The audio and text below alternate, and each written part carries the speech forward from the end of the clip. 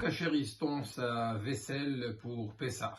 Alors nous savons qu'il existe deux procédés de cachérisation. Il y a la ga'ala et le liboun.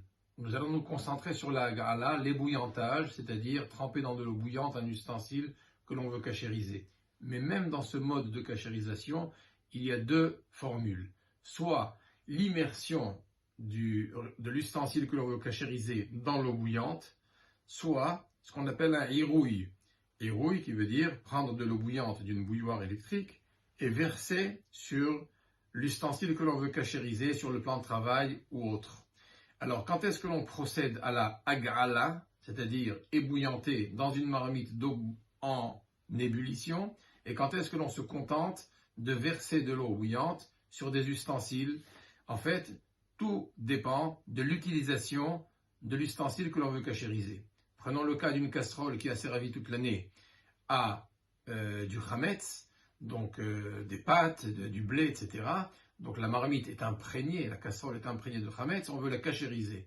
Ce qu'il faudrait, c'est bien sûr l'ébouillanter en l'immergeant intégralement dans de l'eau bouillante, puisque c'est comme cela qu'elle a été utilisée avec le chametz, c'est comme cela qu'elle a absorbé. Et nous avons une règle du kebolro karpolto, de la même façon dont le chametz se serait imprégné dans l'ustensile, c'est de la même façon qu'il va en ressortir.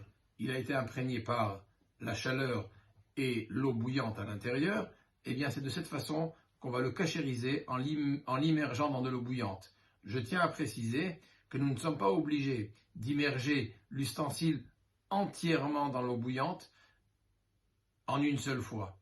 Il serait possible d'immerger une première partie, s'il n'entre pas intégralement, une première partie dans l'eau bouillante, ressortir, tourner l'ustensile et immerger la deuxième partie. L'essentiel, c'est qu'au final, l'ensemble du keli ait été immergé dans l'eau bouillante. Et ainsi, on a cachérisé l'ustensile. Je tiens à préciser que cette cachérisation nécessite une préparation au préalable.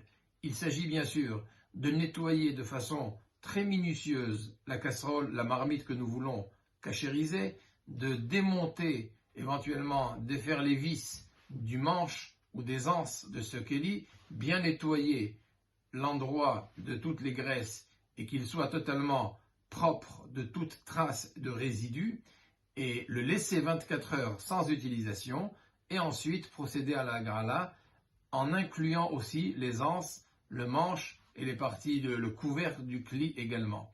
Ça, c'est ce que l'on fera pour cachériser tout ustensile que l'on veut rendre kasher les Pessah, dans la mesure où il a été utilisé, comme je le disais, sur le feu et de façon directe. Le chametz a été absorbé par ébullition, par cuisson dans la marmite.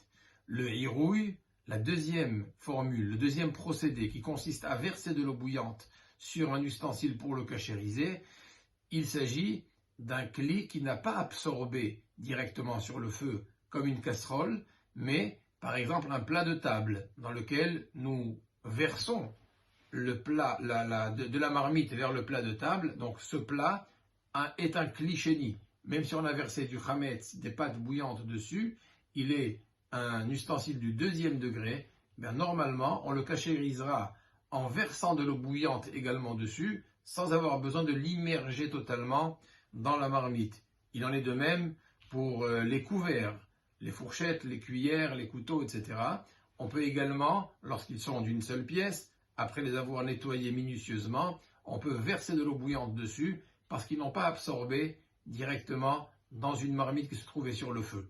Alors c'est vrai qu'il se trouve que des fois, on introduise une cuillère pour remuer une marmite qui se trouve sur le feu, et donc la cuillère a été, oui, en contact avec du chametz, directement dans le kli rishon, dans le premier kli qui est sur le feu.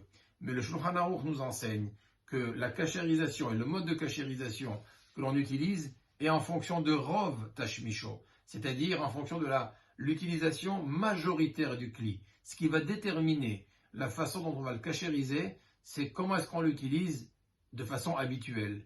Alors une cuillère, de façon habituelle, elle sert à manger sa soupe dans le kli sheni et pas dans la marmite qui est sur le feu. C'est la raison pour laquelle c'est la majorité d'utilisation qui définira son mode de cachérisation Il suffira donc de verser de l'eau bouillante dessus. En revanche, la casserole, il faut absolument l'immerger dans l'eau bouillante. Et ensuite, dans tous les cas, après l'eau bouillante, on trempe l'ustensile dans de l'eau froide pour cesser l'absorption, pour ne pas que l'eau, entre guillemets, contaminée qui reste sur le keli puisse se réabsorber à l'intérieur. On va saisir dans l'eau froide et terminer le processus de cette façon.